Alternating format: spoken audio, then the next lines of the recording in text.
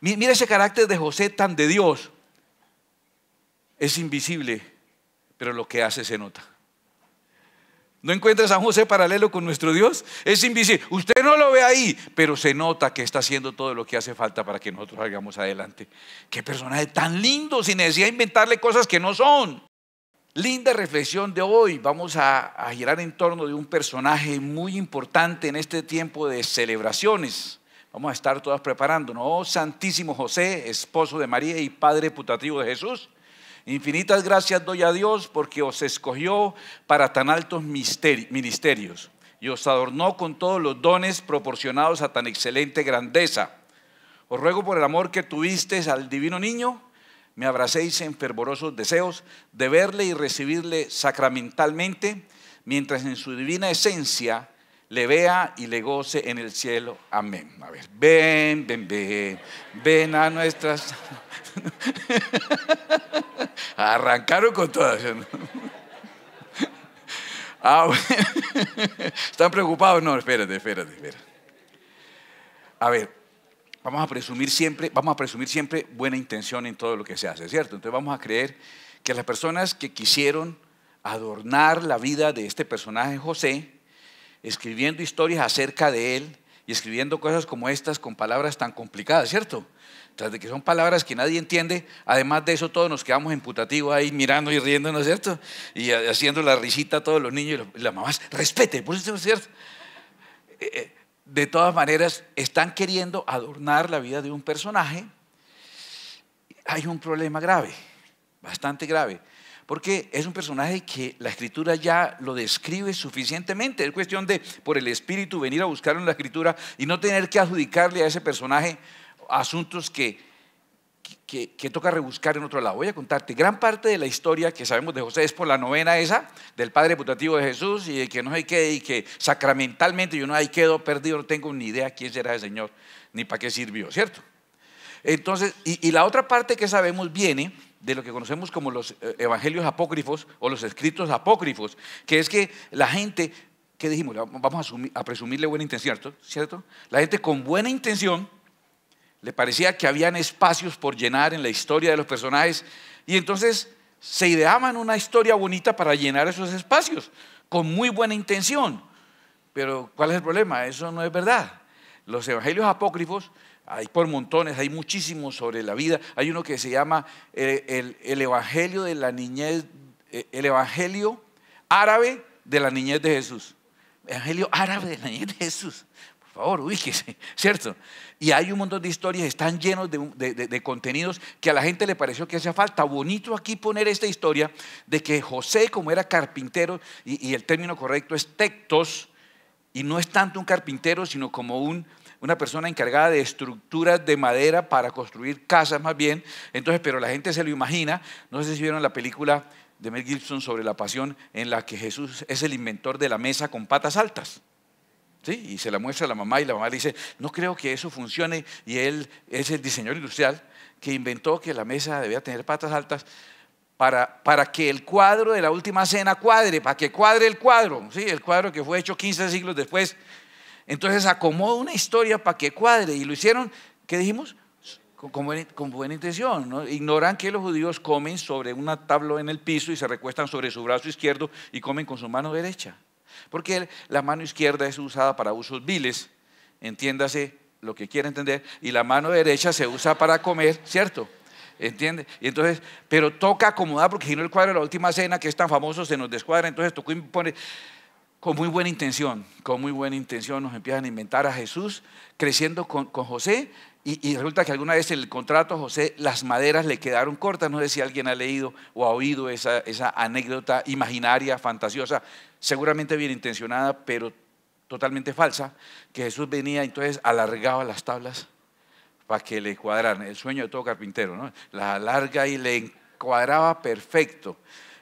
Un montón de milagros como esos, bastante extraños, que vienen de una tradición de los escritos que son apócrifos, que son por fuera de lo canónico. Los canónicos son los que pertenecen al canon o la lista, escritos extrabíblicos, y la gente los cree y los recibe. porque son tal vez bien intencionados y escritos de una manera agradable. ¿Quién no quiere imaginarse a José encartado porque caramba me quedó más corta la puerta y Jesús orando y llegar y se cuadrarle así perfecto? Todo pues suena bonito en nuestro corazón. A veces está más dispuesto a recibir mentiras que verdades, ¿no? A veces está más dispuesto a eso. Creo, no sé si este año o el año pasado, hubo un periodista español, escritor también, se llama Miguel Ángel Velasco, escribe un libro que se llama Los manuscritos de Éfeso y después escribe Los manuscritos de Antioquía.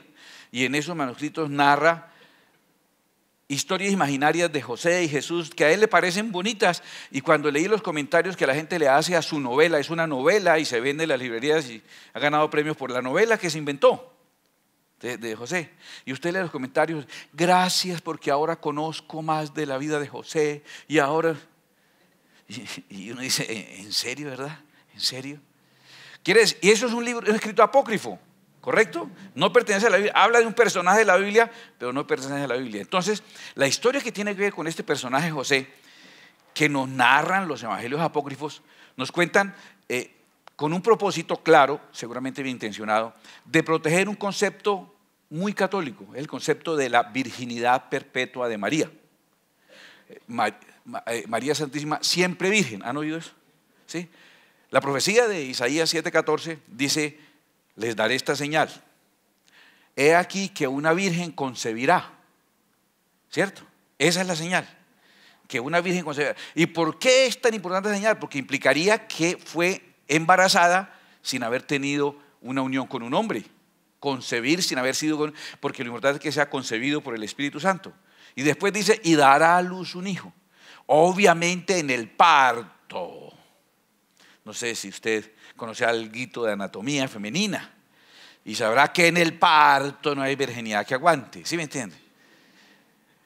Pero no tiene que seguir después del parto siendo virgen, porque nunca hubo esa señal ni esa profecía, ni es necesaria. La profecía es que la virgen concebiría. Pero en ese concepto de mantener la virginidad perpetua y un concepto equivocado acerca del matrimonio, de la intimidad en el matrimonio. Un concepto equivocado que hace que para que tú puedas ser un servidor de Dios, monja, religiosa o cura, no puedes casarte porque eso te contamina. El concepto de que el matrimonio contamina es para ellos muy doloroso y muy fuerte. Entonces toca mantener a María siempre virgen, toca darle a José un rol como de un protector que nunca está con ella o algo por el estilo, ¿cierto? Y toca no ir a ponerlos nunca en un rol de esposo, en una actitud de esposos, porque ser esposo y tener intimidad entre esposos es malo. Cuando la Biblia entiende que para eso Dios hizo la pareja y para eso nos creó y nos encargó llenar la tierra. Dijo que creciéramos y que nos multiplicáramos. ¿Y cómo lo íbamos a hacer? ¿Con calculadora tal vez? ¿Usted por yo no? Multiplicar significa que tuviéramos intimidad. Para eso Dios nos diseñó sexuados y nos regaló ese precioso regalo dentro del matrimonio. En el concepto bíblico es tan fuera del plan de Dios el sexo sin matrimonio como el matrimonio sin sexo. Repito, en el concepto bíblico es tan alejado del plan de Dios el sexo sin matrimonio como el matrimonio sin sexo. Puede alguno estar pecando por alguno de esos errores, ¿correcto? Porque Dios nos dio esa opción. Y el sexo no únicamente con propósitos reproductivos, como la iglesia tradicional dijo, bueno, está bien, sí, tienen que juntarse porque si no, ¿cómo nacen los niños? Entonces dejemos que haya apareamientos solamente procreativos. Y en Proverbios 5 el Señor dice que de nuestra esposa sus caricias nos satisfagan en todo tiempo y en su amor recréate siempre. Luego la Biblia da espacio entre el matrimonio sagrado al sexo recreativo también, no solo procreativo sino recreativo. Pero con esa mística perversa, el matrimonio es malo, la intimidad es mala. No, no es mala. En Corintios hace Pablo un análisis diciendo que quedó como calificada negativamente la mujer a partir de Eva por haber quedado en la historia como la que hizo tropezar a Adán, dice él. Y luego dice, pero se salvará engendrando hijos. Wow, ¿por qué? Porque Génesis 3:15 en la promesa de redención dice que la descendencia de la serpiente sería vencida por la descendencia de la mujer. Era necesario que diera hijos para que naciese Cristo Jesús y fuéramos redimidos. Entonces eso enaltece y engrandece a una mujer. Es tan normal que usted, si no estudia teología, si no estudia espiritualidad y nada, usted conoce a una mujer y la compara contra una madre. Usted sabe que naturalmente usted le encuentra una mayor dignidad a una madre que a una mujer que aún no ha tenido hijos. El hecho de ser madre no le quita grandeza, la eleva más delante de Dios y según Pablo incluso la hace más de mayor nivel espiritual, porque dice se salvará engendrando hijos, permaneciendo siempre fiel al Señor. Todo eso para que entiendan cómo la historia tiene un propósito. Esa historia falsa de los apócrifos tiene un propósito. Entonces, ¿cómo cuenta la historia? La historia cuenta, ahora sí les cuento, que María cuando tuvo su primera menstruación, ahora los procesos, por alguna razón debe ser de la forma en que nos alimentan y todo, se apresuran, ¿no? Y usted encuentra niñas desarrollándose a los 10 años, 9 años incluso. Pero en ese tiempo la edad promedio era sobre los 14 años. Y con su primera menstruación, esa niña ya quedaba apta para embarazarse y por lo tanto apta para casarse. Porque el propósito es llenarnos de gente para ser una nación poderosa. Entonces, si esa ya puede, pues embaracémosla para que tenga más hijos y todo. Estoy hablando de esos tiempos. Y está volviendo a pasar, pero no debería. Esa niña a los 14 años ya estaba lista para casarse. Y entonces, según lo que dice esta tradición no bíblica, le preguntaban a la niña si ella aspiraba a formar un hogar o deseaba conservarse virgen para siempre. Y la niña elegía si la pusieran en la lista de las desposables o la sacaran de la lista, ¿sí? Y la tuvieran en la lista de las que han de quedarse para vestir santos, ¿sí? Para quedarse para las cosas sagradas, ¿entiende? Y que ella en su primera menstruación optó por la virginidad. Y cuando la niña optaba por la virginidad, repito, tradición no bíblica, se escogían a 12 caballeros, a 12 señores muy mayores en edad y preferiblemente viudos, para que fueran los guardianes de esa doncella, sin ellos jamás acceder a ella, sino guardarle su voto de virginidad para siempre. Una especie de sugar, no, algo ahí que la va a proteger y a cuidar, porque ella sola, si queda todo el tiempo y no tiene voto en la congregación, no tiene representación, puede ser maltratada, puede ser humillada y puede ser abusada por otros si es una mujer suelta y desamparada. Entonces le ponen a un anciano que es viudo a que cuide esa doncella con el compromiso de que jamás le tocará en su intimidad. Eso es lo que dice la tradición. Y se basan un poquitico que cuando estaba David muy viejo, dice la Biblia que no podía calentarse, no entraba en calor, el pobre tenía problemas de temperatura, entonces le trajeron una doncella hermosa, tan hermosa era que después de que murió el hijo quería quedarse con ella, ¿sí? No habían cobijas 3 tigres que le sirviera y le ocurrió entonces que era una doncella la que tenía que abrigarlo, ¿sí? Y entonces basados en eso dicen que escogían 12 y en este caso escogieron los 12 viudos, viejitos aspirantes a ser los cuidadores de la virginidad de María. Usted ya sabe, ¿no? El énfasis es alargarle esa virginidad para siempre, ¿cierto?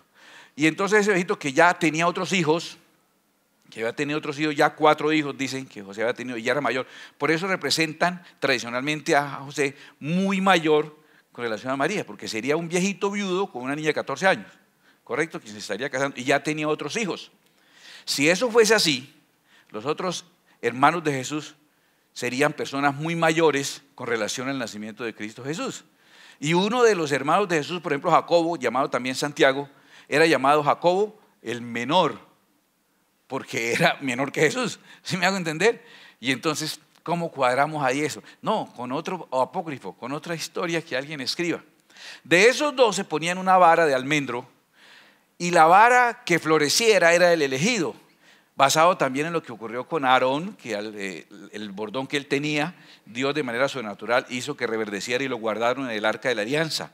Eso es otra historia que la están cruzando aquí con esta otra, para decir que la vara de José reverdeció y por eso lo pintan a él, generalmente lo verás con una vara florecida.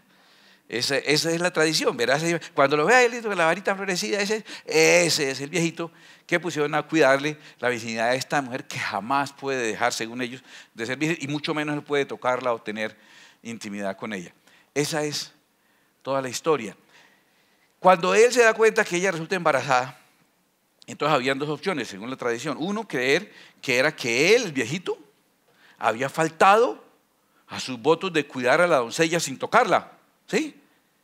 Y entonces el hombre la había embarrado y por lo tanto él sería separado de la congregación y castigado, y que tal vez por eso le estaba pensando más bien volarse, porque lo iban a culpar de haber fallado.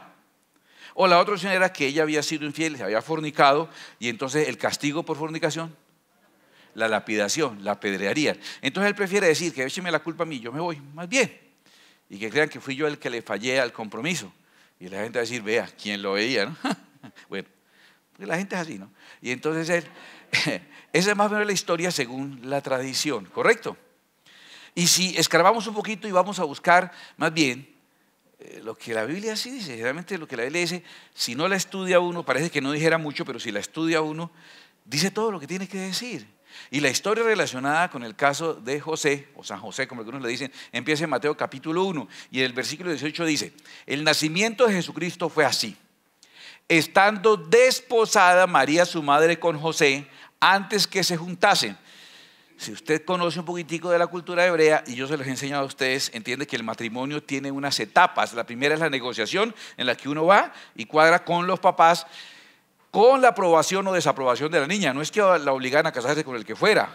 Ella decidía aceptar o no la negociación, y una vez daba unas arras para poderse casar con ella, y quedaba ya viviendo en la casa como arrimada. Ya no era parte de la casa, quedaba como arrimada, tanto que su esposo o prometido tenía que enviar para el sustento de ella, porque ya en la casa no era la de ella, ya no tenía posada ahí. Entonces, ¿cómo estaba?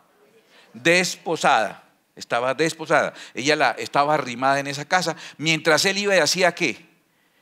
Hacía la casa donde le iba a llevar a vivir a ella, que es un periodo aproximado de un año, pero hasta que él no terminara las tareas con su padre y terminara la casa y el papá la aprobara, no podía ir por ella. Por eso la hora, el día y la hora nadie la sabe, sino el padre era el que decía: ya está bien, no, esto hágale esto, no, pero usted tiene que hacerme la cerca en la finca antes de irse. Y luego le decía: vaya.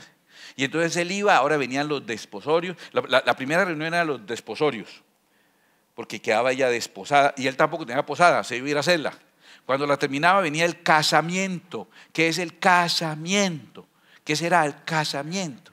Que ya tenemos casa y ya podemos irnos para la casa. Y entonces él iba, y ahora ya no era desposada sino casada. Y entonces ahí, cuando usted lee ahora sí, entendiendo un poco de la cultura hebrea, dice que estando desposada María su madre con José antes que se juntasen. ¿De qué están hablando? Que se habían desposado, pero todavía no estaba la casa lista. Ahí está, no se habían juntado, por eso no había intimidad entre ellos. Y en ese tiempo había el amigo del esposo, que era el encargado de vigilar la conducta de la niña, que se portara adecuadamente. Y el hombre se entera, dice, antes que se juntasen, se halló que había concebido el Espíritu Santo, pero no había ningún antecedente de eso. Él simplemente le dice, o se entera, que María está embarazada. Luego dice: José su marido, como era justo y no quería infamarla, quiso dejarla secretamente, y pensando él en esto, he aquí un ángel del Señor le apareció en sueños y le dijo: José, hijo de David, no temas recibir a María tu mujer, porque lo que en ella es engendrado del Espíritu Santo es, y dará a luz un hijo y llamará su nombre Jesús, porque él salvará a su pueblo de sus pecados. Es muy bonito porque el término Yeshua significa Jesús, pero también significa el Salvador. Entonces algo así como: él se llamará el Salvador porque él salvará.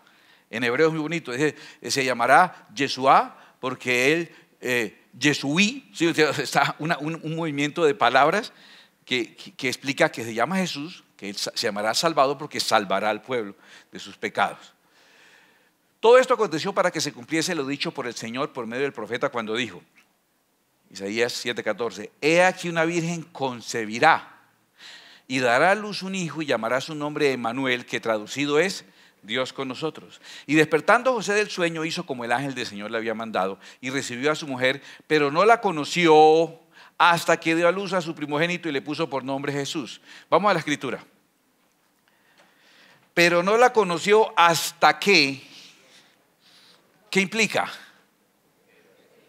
Implica un hasta que, implica que después de que dio a luz a su hijo, ya se convirtió en lo que debía convertirse. Le quita algo de dignidad ser una esposa digna y una madre de los hijos de su esposo. Le quita dignidad, o según la escritura, le pone mayor dignidad por el hecho de engendrar hijos para Dios y por el hecho de ser una esposa bendecida por Dios. En un concepto raro, más heredado de las religiones paganas, se ve algo negativo, la intimidad del hogar.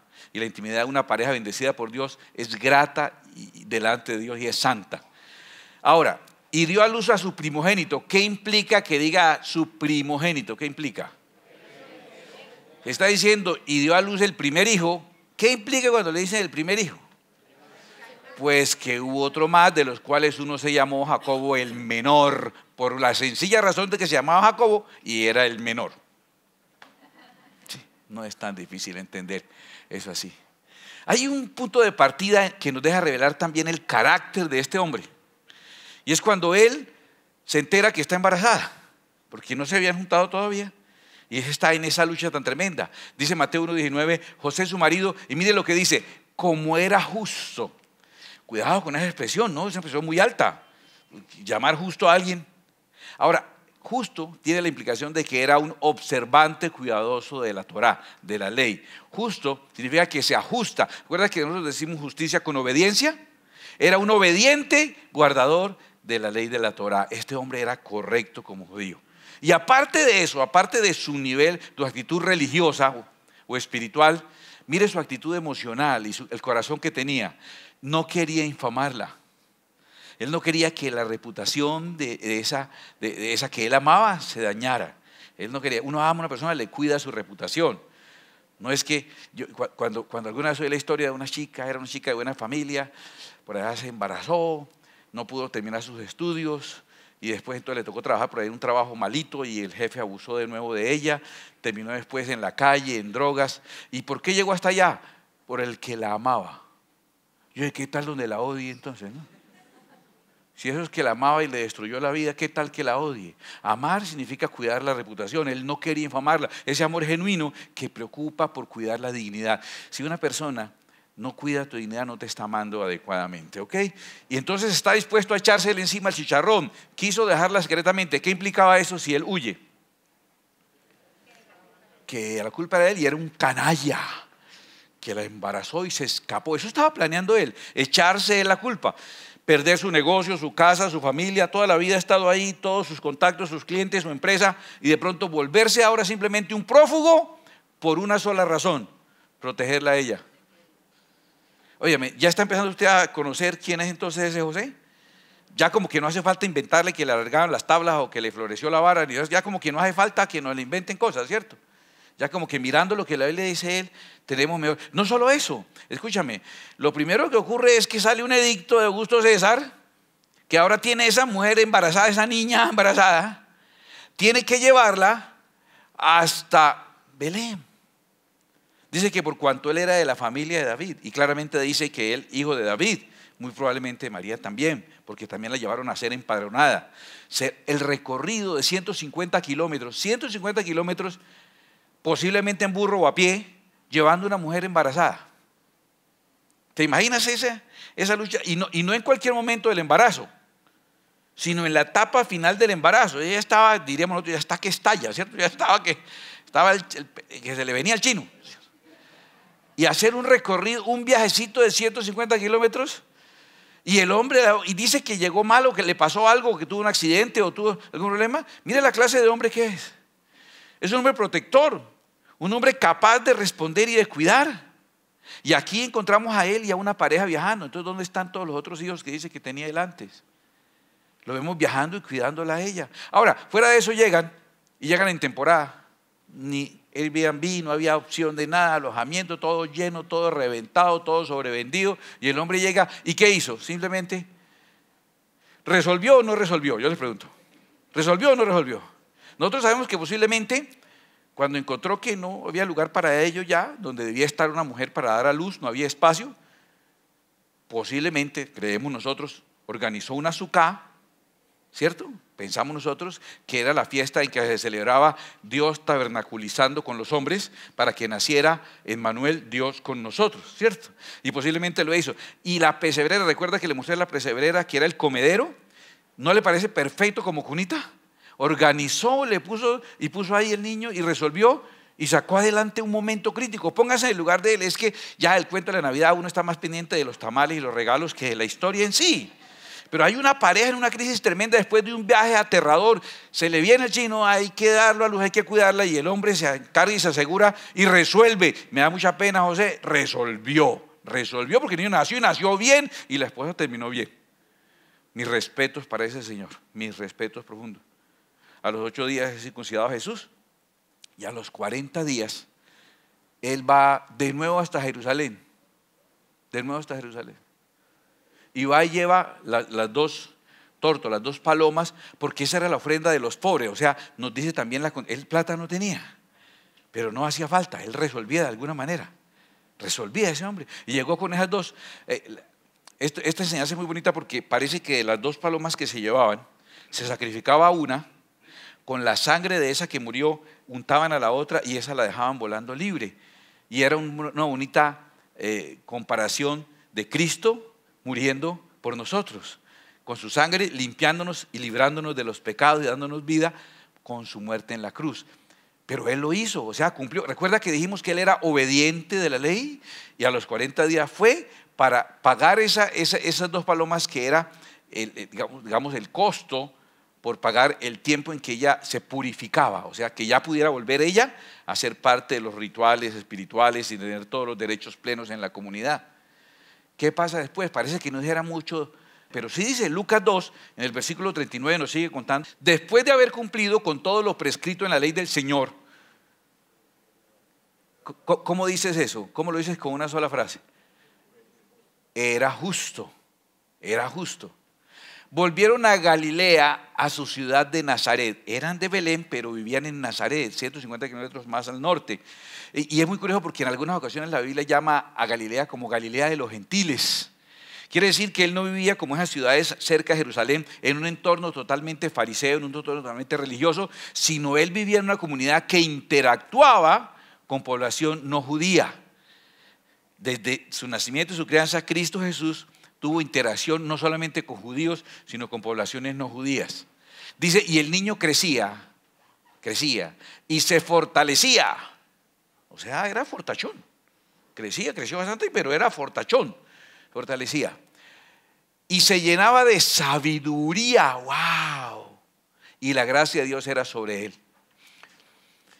Hay un rasgo muy bonito de José que también me fascina. Aparte de la nobleza y su amor tan genuino, cómo él tiene un paralelo con nuestro Padre Celestial. Parece que el Señor no se ocupó solamente de escoger a la mejor doncella posible, sino escogió correctamente a alguien que lo representara en sus rasgos. Porque en todo lo que hemos leído no dice nada de José. Pero ninguna de esas cosas se forma en un niño si no está la labor de un papá. Dice que crecía. Quiere decir que había comida, había donde dormir, había cuidados, aseo. Tenía que haber. ¿Y de dónde salía? Ahí está un papá. Y dice que fortalecía. ¿Qué había ahí? Un papá poniéndolo a hacer oficio, poniéndolo a cargar cosas. Venga, cargue esto, serruche esto. Ahí está, fortaleciendo. Dice que se llenaba de sabiduría. ¿Qué? ¿De internet sería? ¿O de la escuela? ¿O tomaba tutoriales por YouTube? ¿O qué? ¿Quién era el encargado, según la Escritura, de enseñar a un hijo? El papá. Y la gracia de Dios era sobre él. Y uno mira de nuevo, iban sus padres todos los años a Jerusalén en la fiesta de la Pascua.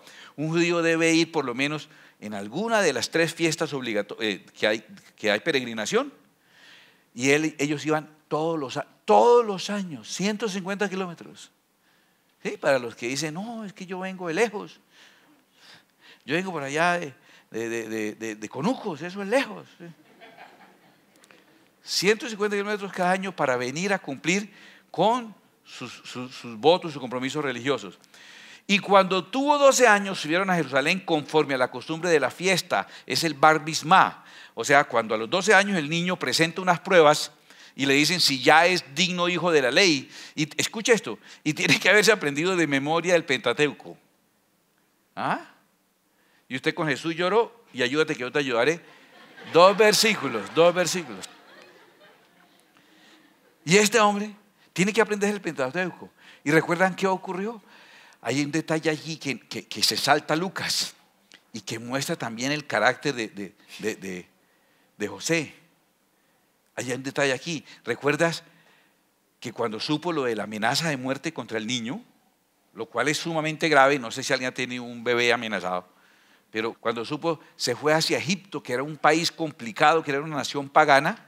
Él se lleva a hacer ese recorrido, y si usted mira los mapas, hay que atravesar un desierto para ir a Egipto, y lo estuvo allá, lo estuvo escondido, y algo hizo, pero de hambre no se murió el niño. Ni María se murió de hambre, ni él tampoco. Ahí estuvieron. Algunos dicen, y puede tener razón, ahí estuvo el apoyo y la provisión que Dios había dado con la mirra, incienso y oro que le trajeron. Eso les ayudó para, ese es el sentido de esa ofrenda, apoyar lo que pueda venir más tarde. Es un acto heroico de este hombre, porque lo protegió. Es que él como que entiende, desde que el ángel le dice, lo que está esperando María es del Espíritu Santo, él entiende que, escúcheme, que el futuro de la humanidad, perdón que le diga, el futuro de la humanidad está en sus manos, ¿o no? El futuro, me han puesto a cuidar al Salvador del mundo, o sea, el futuro de la humanidad depende de que yo haga bien mi trabajo de papá.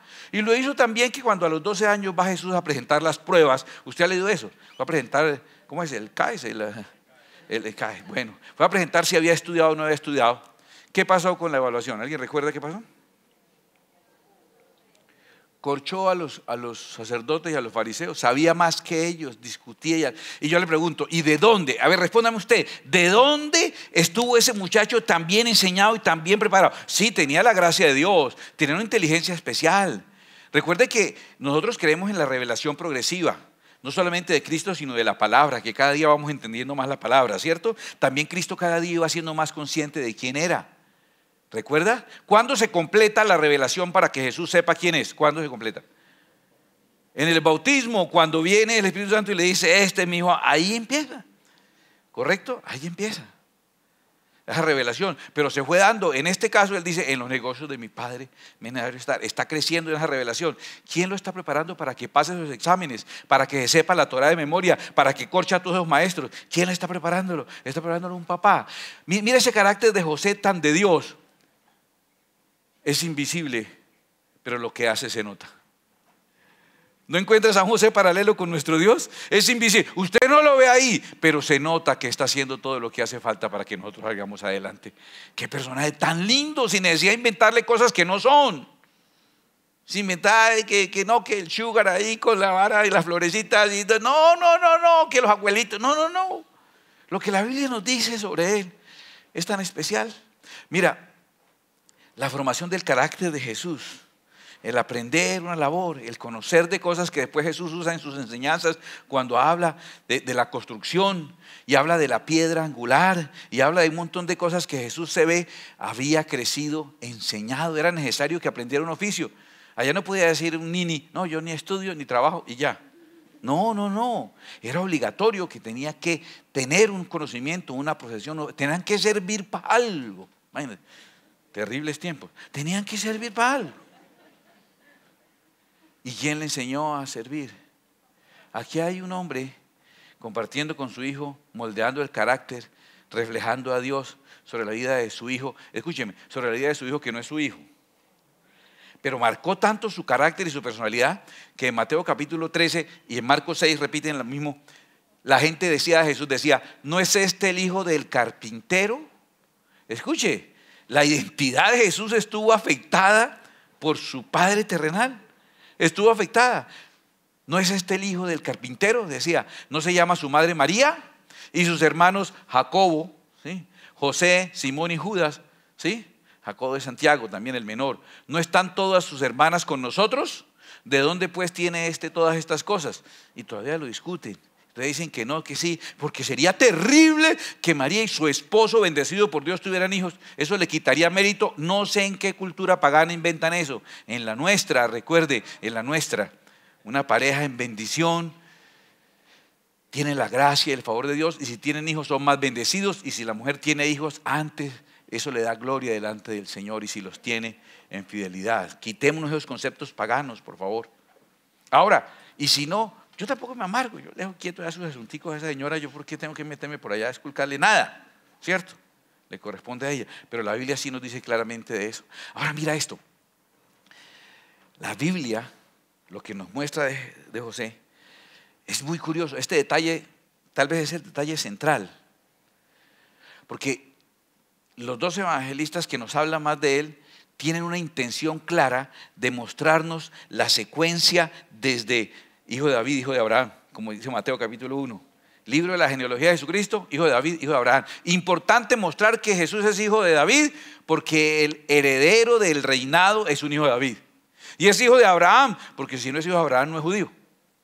Entonces cuando dice hijo de David, hijo de Abraham, dice rey heredero y judío de nacimiento. Ambos tienen el afán de mostrarnos el linaje genético de Jesús, ambos. Y Mateo termina después de todo el linaje genético, usted lo ha leído, fulano engendró a fulano y sultano no le deja parte, no le pone ni cuidado. Pero termina diciendo el versículo 16, y Jacob, un señor que se llama Jacob, no es Jacob de la historia bíblica, Jacob engendró a José, marido de María, de la cual nació Jesús, llamado el Cristo. Entonces ya Mateo logró llegar desde Abraham, David, hasta Jesús, ¿cierto? Y en Lucas 3 dice, Jesús mismo al comenzar su ministerio era como de 30 años. Hijo, según se creía, de José, hijo de Elí. O Lucas hizo una investigación más profunda y el papá no se llamaba Jacob, sino se llamaba Elí. O el señor se llamaba Jacob Elí y se acabó el problema. Pero la revisión que hace Lucas muestra cómo desde Abraham a David llegan hasta José para demostrar que Jesús es el hijo de Abraham y David. ¿Qué problema hay ahí? Logré demostrar con cualquiera de las dos líneas que hizo, la del Mateo o la de Lucas, que José era hijo de Abraham y de David. Logré demostrarlo. ¿Qué demostré yo ahí? No mucho. ¿Por qué? Porque José no era el padre biológico de Jesús. Algunos dicen que la de Lucas tiene que ver con el linaje que cubre a María. Y algunos dicen que por ser mujer no le daría linaje genético, pero en la lista de Mateo hay por lo menos 4 mujeres incluidas dentro de la genética. ¿O será otra cosa? ¿O será que eso es un anticipo, una revelación previa a lo que dice Juan capítulo 1, versículo 12, que todos lo sabemos? Mas a todos los que le recibieron, a los que creen en su nombre, les dio potestad de ser hechos hijos de Dios. Tenga bien claro eso, hijos de Dios, hijos de Dios. Y entonces unos empiezan a buscar por allá un apellido de un tatarabuelo mío que suene medio judío para encontrar el linaje ese que yo soy judío y entonces yo soy un cristiano que me autopercibo judío. ¿Sí? Eso que está muy de moda ahora, ¿cierto? Pero el siguiente versículo dice, los cuales no son engendrados de sangre, ni de voluntad de carne, ni de voluntad de varón, sino de Dios. Y José es el mejor ejemplo de que la verdadera paternidad no es la de sangre y carne, sino que la paternidad verdadera es la del Espíritu. Porque la Escritura claramente nos da a entender eso. Jesús le dijo a Nicodemo, si no nace de nuevo, aquí tiene una genética humana, pero necesita una genética espiritual. Si no nace de nuevo no puede ver el reino de Dios porque no tendría la genética espiritual de Dios. No importa. ¿Y Nicodemo era judío? Era judío. Tenía la genética de la carne. Y Jesús le dijo, no puede entrar al reino de Dios si no nace de nuevo. Ahora tiene que nacer del agua y del Espíritu, porque la paternidad de Dios no es de carne y sangre para todos los que andan buscando el tatarabuelo judío. La paternidad de Dios es espiritual, porque la Escritura dice en Juan 3:6, Cristo mismo se lo dijo a Nicodemo, porque lo que es nacido de la carne, carne es, y lo que es nacido del Espíritu, Espíritu es. Lo que Jesús le dijo a Nicodemo es, mire, ¿por qué le das tanta importancia? ¿Cómo empieza la narración en Juan 3? Empieza diciendo, un hombre principal entre los judíos, del linaje de príncipes. O sea, le da énfasis al linaje. Y advierte la Escritura que en los últimos días habrá gente enseñando eso. Busque usted su genética, su linaje. Cuando la Escritura y Jesucristo mismo dijo, no, porque el linaje de la sangre, y a nosotros nos importa mucho, es que es un hijo de mi sangre. El hijo de mi sangre. Coja un poquito de sangre, échelo en un vasito y déjelo unos días. Y vuelve y tiene gusanos. Eso es lo que, ¿sabe qué es la sangre? Porquería es lo que es la sangre, porque es carne. Y el ocuparse de la carne es muerte. Y esto es temporal. Si su hijo es su hijo de la carne, es temporal. Porque la carne es perecedera. Pero la paternidad de Dios es una paternidad mucho más que de sangre y carne. Es la paternidad del Espíritu. Y José nos muestra eso. Romanos capítulo 8, capítulo 9, versículo 8, lo explica mejor Pablo y dice, esto es, no los que son hijos según la carne son los hijos de Dios. Mi estimado cristiano que se autopercibe judío y que está buscando apellidos. ¿Sí? Sino los que son hijos según la promesa son contados como descendientes. Esa promesa del Espíritu Santo que está en nosotros. Humanamente saben si tú eres hijo por un examen de sangre de ADN. Espiritualmente, si tienes el Espíritu Santo, eres hijo de Dios. Porque el Espíritu es el que da testimonio a nuestro espíritu. ¿Y de qué es que da testimonio? Que somos hijos de Dios. Eso es algo realmente maravilloso. Ahora, si lo primero que tú resuelves es entender que la paternidad que Dios ejerció sobre Jesús es la misma que ejerce sobre ti. Tú dices, no, pero espera, es que yo soy hijo por adopción. No soy hijo biológico de Dios. Sí, Dios tuvo un solo hijo biológico, Jesús. Los demás somos por adopción, los demás. Pero ¿qué nos enseña José? Que la verdadera paternidad es la del Espíritu. La paternidad por adopción es del Espíritu también. Es del Espíritu. Ahora, si Dios realmente es mi Padre y su gran lucha, escúcheme, es que el Espíritu Santo lo llene. Porque el Espíritu Santo, ¿qué es lo que dice? ¿Cierto? O sea, lo que hemos estudiado es que el Espíritu Santo, ¿qué dice? Abba Padre. Se lleno del Espíritu Santo. Porque ese es el ADN nuestro, es la sangre. Espiritual no es esta, la hemoglobina, no. Es el Espíritu el que nos hace hijos. Crece en saber que eres hijo. ¿Y cómo sé que tanto he crecido? En mi concepto, en mi autoconocimiento de que soy hijo de Dios, como Jesús nos enseñó.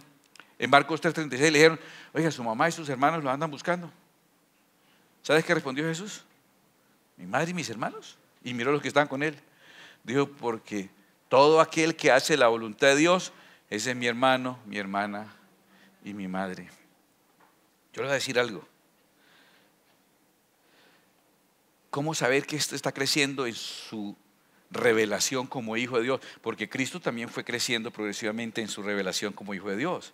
Y usted también. ¿Cómo? Fácil. Cuando para usted empieza a ser más fuerte su vínculo con sus hermanos en la fe que sus hermanos en la carne.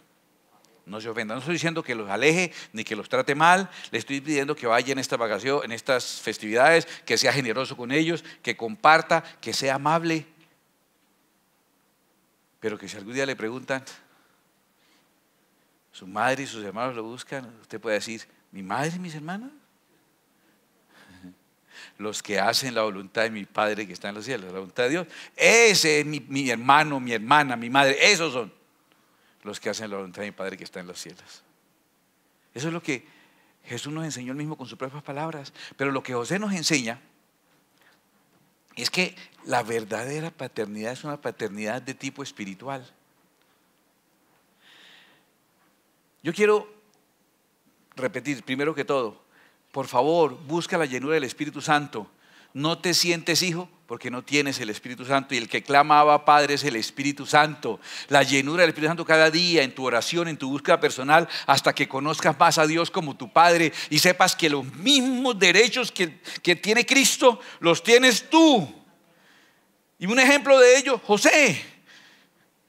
Pero no es mi padre biológico, pero es tu padre espiritual y estará invisible haciendo todo lo necesario para guardarte y que el propósito se cumpla. Y parece allá incógnito, el personaje que nunca se ve, el héroe silencioso que la gente ni siquiera menciona.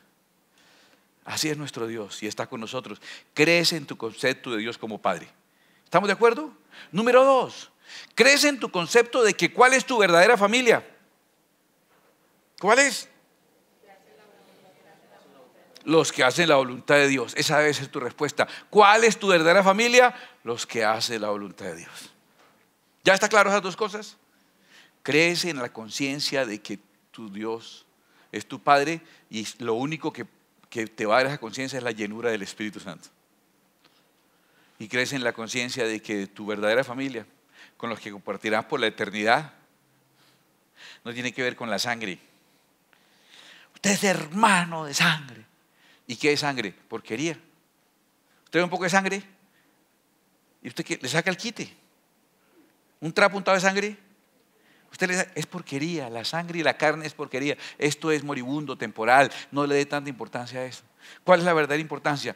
Mi paternidad espiritual de Dios sobre mí y mi hermandad, mi filialidad espiritual con aquellos que hacen la voluntad de Dios. Esa es la clase de hoy. Pero voy a pedirle permiso para meter dos conceptos personales. Por favor, a manera de concesión lo digo, como un consejo, como una orientación, pero no es esto doctrina. Número 1, la adopción, como en el caso de José, nos hace parecidos a Dios. Porque Dios tiene un solo hijo biológico y los demás todos somos por adopción. La adopción está en el corazón de Dios.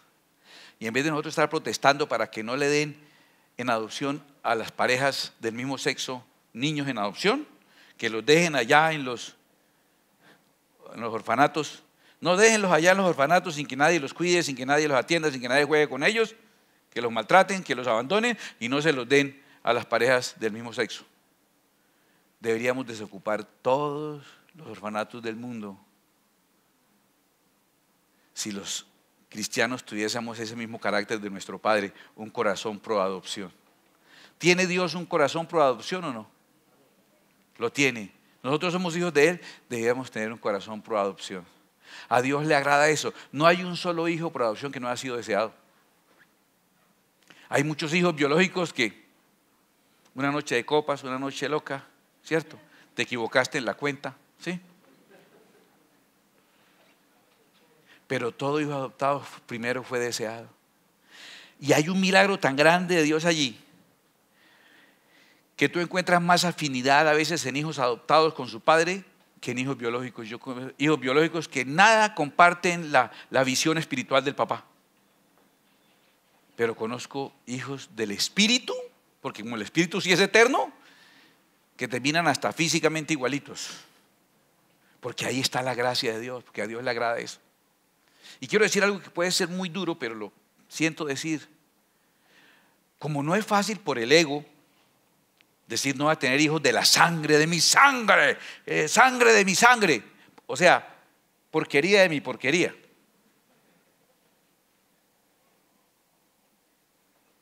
Como el ego es golpeado, porque es mío o no es mío, ¿cierto? José estuvo, en la vida alguna vez tuvo problema con eso. Se hizo un lío con aquello que si era de él o no era de él. En algún momento se hizo lío, 100% de él. Mira, Dios ha tenido que algunos, para que tomen ese privilegio de ser como Él y optar por la adopción, Dios los ha preparado desde antes de nacer y ha hecho que no puedan tener hijos. ¡Ah, es un castigo! ¿Sí? ¿O es una elección de Dios preparando personas para que tengan un corazón como el de Él? Tómalo como quieras.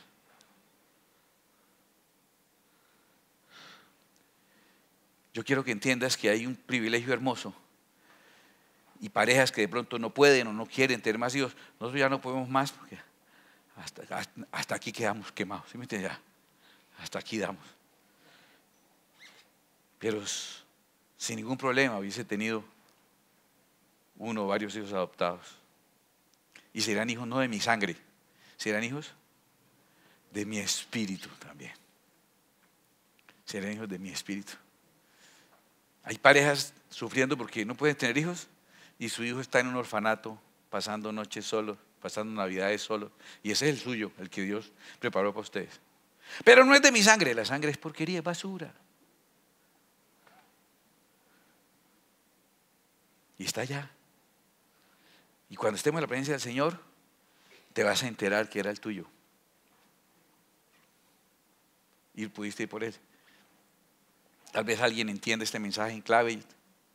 Hay alguien que amo mucho, que fue como esta pareja. De hecho, él se llama José y ella se llama María.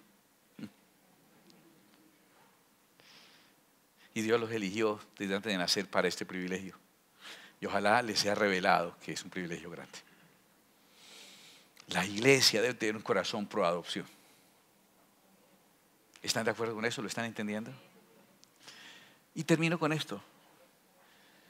No es lo que debía ser, pero hoy está pasando. Las familias se componen en cuanto a hijos de los tuyos, los míos y los nuestros, ¿cierto?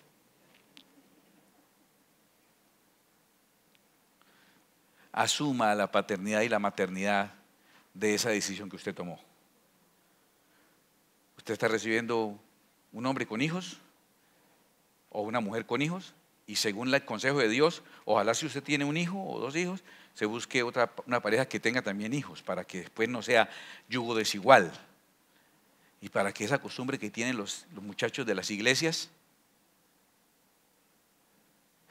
de guardarse, no tener hijos, para ir a criarle a los hijos de otro tipo que le hizo unos cuantos a una tipa, no sé de dónde le sale la pereza de hacerlos, o es que no saben o no les ocurre cómo se hacen. En yugo igual, no tienes hijos, busca una que no tenga. Tienes uno, busca que tenga uno. Tienes 15, busca una que tenga 15. Y cásese así entre curís.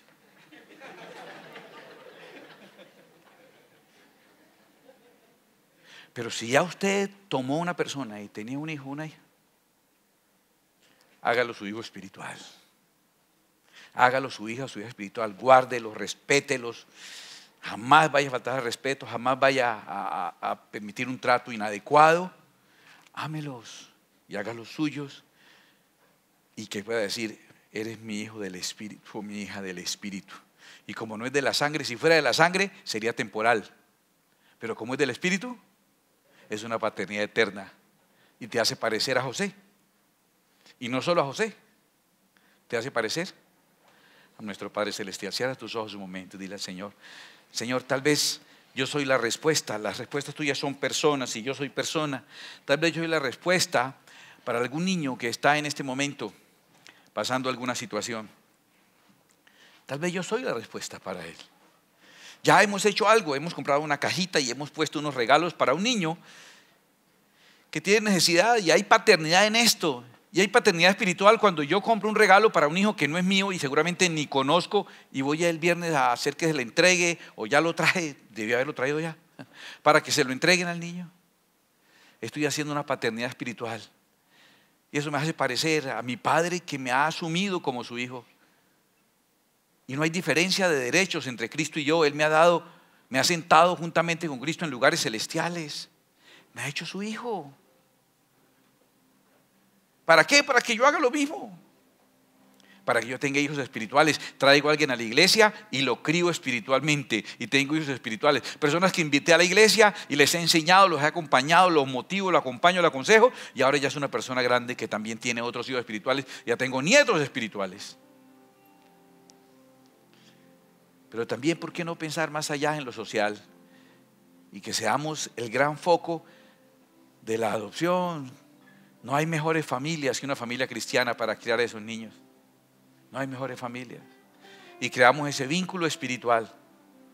Y si ya asumiste una pareja que tiene hijos, muévete en el espíritu de adopción.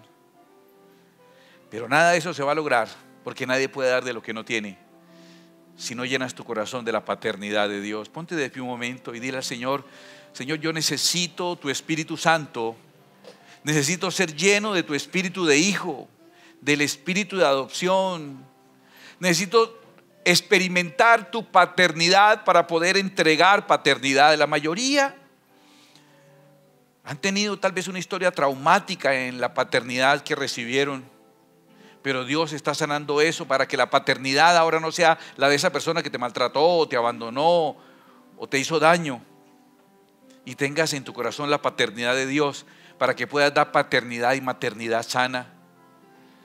Dile: Señor, Señor, Señor, Señor, por tu Espíritu Santo, quiero vivir en los brazos de mi Padre amado. Quiero conocerte como lo que realmente eres, mi Padre. Si el repuesto que se mandó fue un hijo, lo que se había dañado era la relación entre padre e hijo, y quiero serlo, Señor.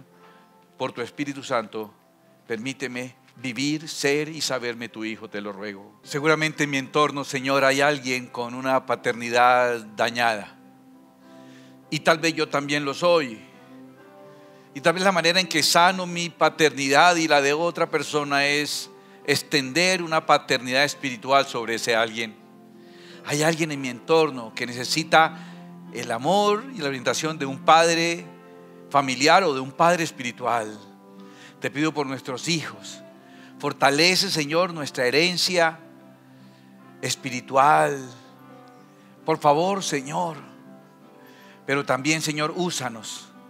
Porque el día que yo me muevo en pro de sanar el abandono paterno o el descuido paterno que alguien tiene, también estaré sanando mi propia paternidad.